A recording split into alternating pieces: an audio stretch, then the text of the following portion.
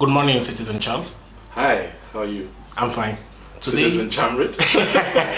Today we are discussing activism and how it brings social change. Right. So what do you think is the current status of activism in Africa? I think we have a growing consciousness in Africa. So if you look at the kind of engagements we've had over the past 10 years, you realize that a lot more citizens are conscious about their responsibilities and their rights. And you've also noticed that there's been a growing interest in citizens' activism through social movements. But there's a lot more work to do. What we've seen is that there's more activism usually during elections. Beyond elections, there's much less citizens' engagement. And so that is what we need to work on to ensure that citizens are engaged throughout the governance process, ensuring that government is accountable. Thank you so much. But it makes me think of something. Yeah. Isn't activism issue-driven?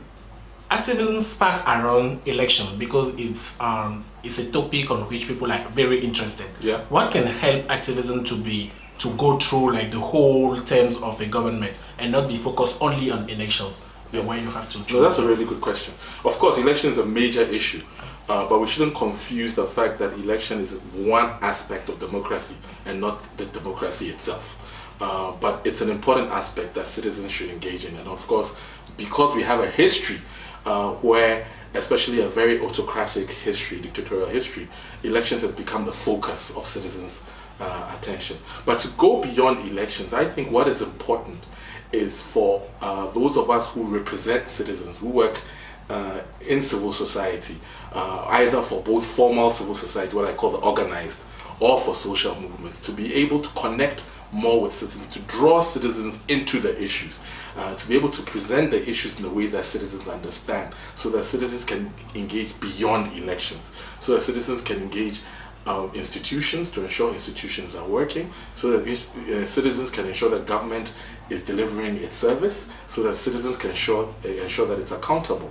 So I think, and it's being done in many ways through social accountability initiatives from the community level, etc. But I think there needs to be a more concerted effort. Right now, what we see are pockets of excellence, but we need to draw everybody in a more concerted strategy where we can start saying that yes, in Africa, we are making some significant change. All right, thank you so much. What do you think will be the major key issue for this year in the field of activism in Africa? I think the major issue is how the momentum of citizens' activism or citizens' movements can actually push the needle of development, or can actually bring the change that we want to see, or the Africa that we want. And so the major issue was, how do we then in a way facilitate a more collaborative approach between the traditional NGOs that we know and the citizens movements to work more together to kind of encourage and enhance citizens' ability to organize for action, and to also use different ways of organizing for action. Now we are in a very much technological savvy world. How do we use technology to increase citizens' activism? That would be extremely important. How do we use the arts, the creative industry, and the arts to really activate citizens' activism?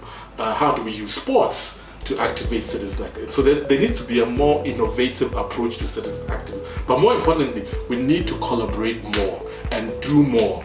Complain less, I believe, and do more. Thank you so much, Citizen Charles, and Happy New Year once again. Thank you so much, Harry. Nice talking to you.